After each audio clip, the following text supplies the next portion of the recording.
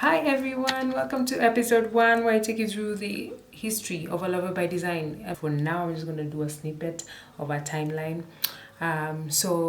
In general, I've always been a creative child from birth. Okay, that's a lie. From high school and everything, primarily I loved art. So the spark of fashion began in high school when I did my final question. I did the fashion question, and that birthed me joining Evelyn's College just before I joined uni.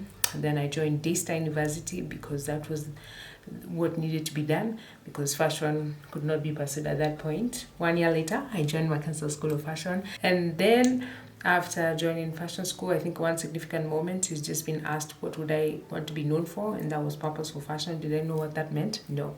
So I began by doing a couple of internships for different designers, and most significant was Poisa with Patricia Mbella, who opened the door of fashion for us mentally. She did not gatekeep, guys. She shared everything we needed to know, and that began my journey of doing fashion shows. I did a couple of fashion shows. I'll just name a few. Swahili Fashion Week, Tanzania, Strategic Africa, Nairobi, Kenya, significant Ethiopia, AU and UNESCO fashion show with Africa Fashion Reception. Which other fashion shows did I do? I did Nairobi. There's Nairobi Fashion Market. A couple of them. In between all these, I'm also doing photo shoots, which I'll place here. Guys, we did some cute stuff, eh? Really amazing stuff we created. And I truly love the journey of creating a collection. Fashion research is my favorite thing. Just getting from inspiration to garment. And that's why I even really love storyboarding because, hey, you guys, it's just the process of understanding this is what we're creating, this is what I've been inspired by, this is what I'm creating, brings so much joy to my heart. Before I tell another long story, then that took us to, after doing many fashion shows, we launched our first big project, which was a fashion film inspired by the SDGs and the elephants, which were dying in that season.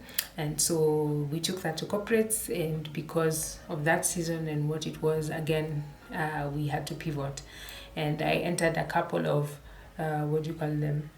fashion incubators, business incubators, just to understand my mind and how I think and how I process. How can my creativity turn into money and be realistic?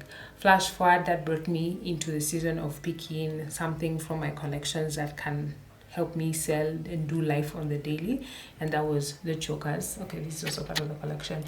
The chokers, inspired by sisterhood. So how can I begin telling the story of what I want to do, fashion films, in the small ways until I'm able to do fashion shows? And that was advice I got from Peter Gato of Procreate Africa, because when we finished that big project, he told me, Nema, listen, this project is amazing, it's beautiful, but girl, is there a way you can start telling your story slowly until you're able to do a fashion film?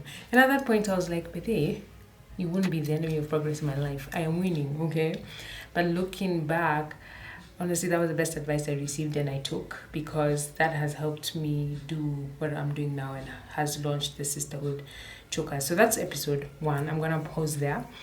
And then tell you what we're doing right now. Right now, we are concluding our production teams, our CSR collabos, all the people who are working with us, and I'm going to share that. But most importantly, I wanted to talk about pads. First of all, this is so nice that a girl can cancel for the next 2 months at least, that she will need to buy pads, that's covered. Guys, isn't that nice? For anybody who has a budget. It is a blessing for every woman who has a budget, and those who are buying for their women. It's always a blessing, at least, to know that that's covered. And so that's what we want to do for girls. So a percentage of the whole contribution and all that we have, a percentage goes to buying pads. And when you buy a garment, a specific garment, a part of it, there's a percentage that also goes to buying a packet of pads or 2. So that means that it's going to be a continued journey of the girls and women receiving pads.